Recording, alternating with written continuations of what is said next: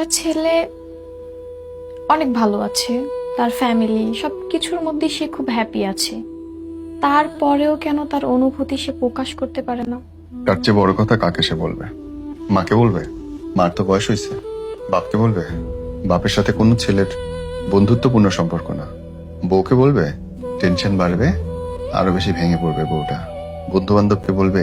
খোঁচা দেবে, ছোট করবে। কাকে বলবে? খুঁজে পাইছো কাউকে বলার মতো? পোলাদের নিজের দুঃখ শেয়ার করার মতো আল্লাহ ছাড়া কেউ নেই, কেউ নেই। কারণ এই কাঁধের উপরে যে দায়িত্ব, জন্মের পর দিন থেকে একটা পোলাকে বহন করতে হয়। আর মেয়েদের পায়ে শুধু নুপুর থাকে।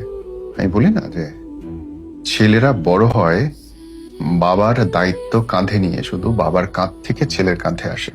মেয়েরা বড় হয় মায়ের শাড়িগুলো, গহনাগুলো নিজের করে পেয়ে। মা যে শাড়ি পরতো তুমি আর সেই শাড়ি পরছো, মা যে গহনা গলায় দিত তুমি আর সেই গহনা গলায় দিছো। ছেলেটা পারবে বাপের ঋণ শোধ করতে যাইতে হবে? বাপের জুতো নিচে ক্ষয় হয়ে গেছে, ওটা পরা যাবে না। বাসা ভাড়া, বিদ্যুৎ বিল জোগাড় করতে হবে। একটা ছেলে কার কাছে গিয়ে বলবে? এই জন্য দেখবা 35 থেকে 45 সবচেয়ে বেশি ছেলে মারা যায় হার্টস্ট্রোক করে।